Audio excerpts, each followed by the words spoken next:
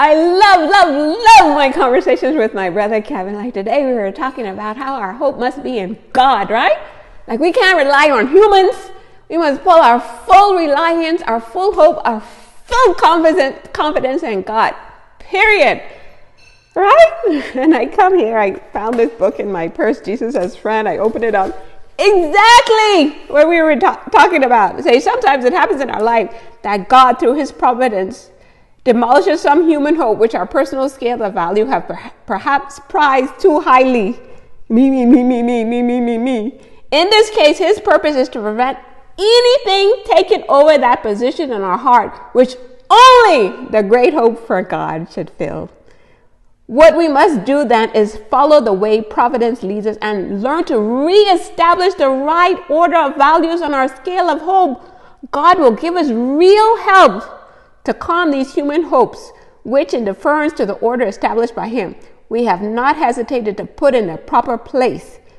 If, on the contrary, in reaction to God spoiling our human hopes, we were to reply by stubbornly pushing away our great hope of God, we would be digging with our own hands a pit of rebellion and despair. You guys get that? Our full hope must be in God, period. Because everybody's dealing with their own weaknesses, their own demons, but with God, I want us relying fully on him. That Proverbs 3:5-6 say, trust in the Lord with all your heart, lean not on your own understanding, in all your ways acknowledge him, and he will direct your path, guys. Lean on God, have full trust in God, okay? That's where I want us to have our full hope. So it's not a coincidence that I'm talking to Kevin and that our hope must be fully in God, guys. Like Kevin asked me the other day, he said, Nick, do you feel betrayed? And I say, no, okay. He said, Nick, what I really was trying to tell you is that only God will not betray you. He said, don't look to human people. People will betray you, but God will never betray you, my sister. And nothing better than a friend who takes you closer to God. That's my bouquet. Honestly, the things that come out of my brother's mouth, guys, I don't know how he even thinks of these things so fast. I was bragging about him to the group today of all the things that he will tell me. He calls me Neeks. Like he say, Neeks, your help comes from the Lord. Neeks, wake up every day and put on your armor. Your armor is God. Neeks, the best thing I can tell you, get closer to God. Neeks, discernment. That's all I have to say. Neeks, don't stop running. Life is a war, and that's your time to strategize with God. So guys, nothing better than a friend who takes you closer to God. Sometimes I be calling him so down, he say, Neeks, don't call me and tell you about your God tree. Because by the time I get running, I get over there to the God tree, the crazy lady that had taken over is gone. So he knows me so well that I just need to go to that God tree every day. So we talked today how God is so talkative, right? And both of us had experiences driving specifically on I-75, this highway here. And God spoke to him. He had fallen asleep, guys. And God said, wake up. Can you believe that? God woke him up. He was falling asleep driving. And the same thing, I'm driving. And I was driving, I shouldn't call the car's name, but there was a blind spot. And I was about to go into the wrong lane without really knowing that there was a car coming. And a voice spoke to me too, guys, and said, no, don't go. And it like screamed at me, don't go.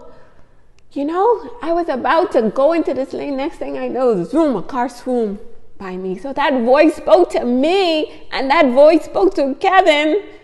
The same I-75, guys. So God is very, very talkative, but we had to learn his voice. So like today, right? I have this poster for so long now, and it says, spend 24 hours with God. This is my 50 days of discipline, right? Because I was promising myself to spend 2 hours a day studying God. And that didn't happen. So I said, okay, I'm going to spend 24 hours with God. And I'm just staring at this week, right? I'm just staring at it. Spend 24 hours with God. Nick, that's where I want you to be all the time, 24/7. Spend it with God, right? I get to the God tree today, guys. It was 22 minutes past the hour, so I went to page, I said, let me switch it up. I'm going to go to page 122 of our family website. Look what it says. 24 hours. He said, I need more hours with you. That's God talking to me, singing to me through a song that was playing on the radio. He said, forget 24 hours, Nick. I need more hours with you. You guys see the sweet personality of God? I'm staring at this poster, this raggedy poster that I have. Spend 24 hours with God. Get to the God tree. No, Nick. Now 24 hours. And there's the song playing on the radio. I was just entering this shop to do a quick pedicure. I only had 15 minutes. And within that 15 minutes, God had that song to play. 24 hours. No, Nick. I need more hours with you. And that's the sweetness of God, guys. I don't want you guys to miss out. Learning his voice, learning his sweet personality, knowing that you're never alone. Even the meditation book that I'm reading, he and I, look what she said. She said, talk to me, right? And exactly what she's saying, that God wants us to be speaking to him ceaselessly. This is how God wants us talking to him, guys. So guys, another God wink happened that Kevin and I always talk about, that we're going to be these rock stars for God, right? So God took me to this picture of the baby, right? On my son's wall in his bedroom. Can you believe Apple Music picked this song to play, Rockstar by Da Baby? And we're calling ourselves God's rock stars. And look, God had the rock star to play. Wasn't even me picking the song. It was Apple Music picking the rock star to play right after I'm looking at this picture of the baby. So you're going to begin to learn God's voice. It's a practical experience. Of all these pictures on Josh's wall, he took me to the Da Baby to say, Nick, rockstar mode. Only for the rockstar song to start playing. So guys, don't play around with your relationship with God. I don't want to be this close to him by myself. He wants to spend 24 hours with you too. Every day, every moment. He wants us with him, okay? So make sure you wake up every day. You have your appointment with God. Just Google We Roll with God, so you can start learning about God's voice, okay? And his principles and his values. So we can tap into his love and his charm. When he say, Nick, I want to spend not 24 hours. I need more hours with you, my sweetie. And he gives us people like Kevin in our lives to keep us close to him. Okay?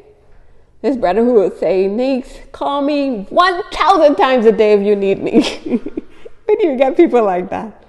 The blessings of God, guys. Don't miss out. The best life is with him. Peace.